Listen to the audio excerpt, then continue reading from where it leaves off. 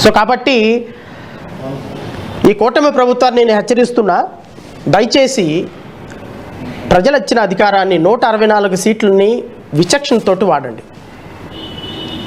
ఈ విధంగా కేసులు క్లోజ్ చేసుకోవటం, ఈ విధంగా ఐపీఎస్ ఆఫీసర్ని, ఐఏఎస్ ఆఫీసర్ని, డీజీపీ స్థాయి అధికారులని టార్గెట్ చేయటం, దళిత వ్యక్తులని టార్గెట్ చేయటం, ఆ పవన్ కళ్యాణ్ వాళ్ళ ఊర్లో చిన్నపిల్లలు మాట్లాడుతుంటే సిగ్గేస్తుంది. వెళ్ళి దాని గురించి మాట్లాడవయ్యా పవన్ కళ్యాణ్ అండ్ మోరోవర్ చిన్న వీడియో చూపించేసి క్లోజ్ చేస్తాం. ఎందుకంటే మనకి గంజాయి సాగుపై సంచలన వ్యాఖ్యలు చేశారు జనసేన అధినేత పవన్ కళ్యాణ్. పోలీసులకు 48 గంటల గడువిస్తే రాష్ట్రంలో గంజాయి లేకుండా చేస్తారని అన్నారు. కానీ ఆ అవకాశం ఇవ్వడం లేదని ఆరోపించారు.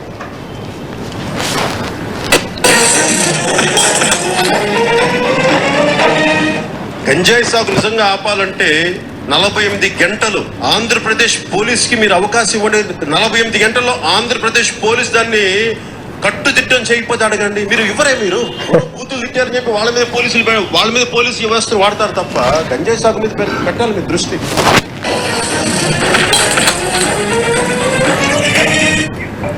షారూక్ కుమారుడు ఆర్యన్ ఖాన్ దగ్గర డ్రగ్స్ ఉన్నా మీరు గౌరవ పవన్ కళ్యాణ్ గారి మాటలు వింటుంటే నిజంగా 90%, 70% ఓటు సంఖ్య అనుకొని వద్దు ఇక్కడ మద్యపాన నిషేధం సంపూర్ణ నిషేధం చేస్తాం. అది ఆడపడుచులు కోరుకోవాలి, ప్రజలు కోరుకోవాలి. ఇది లేకపోతే ఏమవుతుందంటే అమెరికాలో కూడా ప్రయత్నం చేశారు. ఆల్కోపెన్ అనే గ్యాంగ్స్టర్ వచ్చాడు. ఈరోజు మద్యపాన నిషేధం మీ భవిష్యత్తు గురించే మాట్లాడుతున్నా. మీరు అరుస్తూ ఉన్నారు. మీకు ఎందుకు?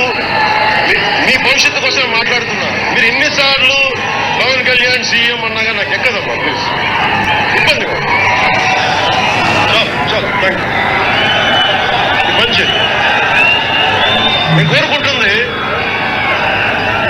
ఆల్కపాన్ అనే గ్యాంగ్స్టర్ వచ్చాడు.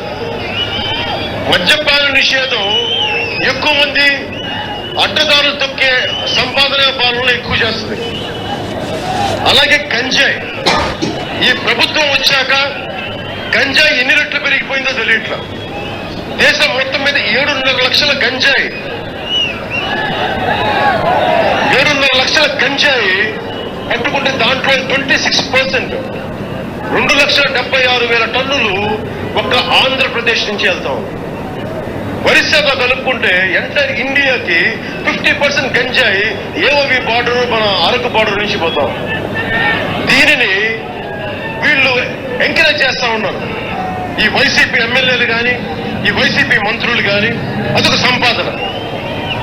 ఎంతమంది యువత గంజాయికి అలవాటు పడతా ఉన్నారు. ఎంతమంది యువత మర్డర్లు చేస్తా ఉన్నారు, రేపులు చేస్తా ఉన్నారు గంజాయి మొత్తంలో. పోలీస్ శాఖ ఏం చేస్తా ఉంది? ఒక డీజీపీ వెళ్ళి గంజాయి తోటలు కాల్ చేసి వెంటనే ట్రాన్స్ఫర్ చేశారు గౌతమ్ సావంగ్ గారిని. ఇలా అంటే ఈ సూక్తులు నా వల్ల కాదులే కానీ వినలేను. కానీ ఈ సినిమా ఏదో ఒకటి ఉంది ఈ మధ్యకాలంలో మనం చూశాను. రాజేంద్ర ప్రసాద్, ఎంఎస్ నారాయణ మాట్లాడుకుంటూ ఉంటే అందులో బ్రహ్మానందం టక్మన్ వస్తాడు. ఇతను ఎవరు అంటే వెంటనే అల్లు అర్జును ఇతను దొంగ కదా అంటాడు. అంటే వీడికున్న స్పెషాలిటీ ఏంటంటే నిమిషంలో దొరికిపోవటం వాడికున్న స్పెషాలిటీ అంటాడు. అలాగే నిమిషంలో దొరికిపోవటం అబద్ధాలాడి పవన్ కళ్యాణ్ స్పెషాలిటీ. 48 గంటల్లో పోలీసులకు ఆర్డర్లు ఇస్తే గంజాయి లేకుండా చేస్తానని చెప్పినటువంటి సొల్లు కబుర్లు, సోది కబుర్లు 18 నెలలు అయింది. ఏం పీకాడు అని ప్రజలు అడుగుతున్నారు. దాని దగ్గర సమాధానం లేదు.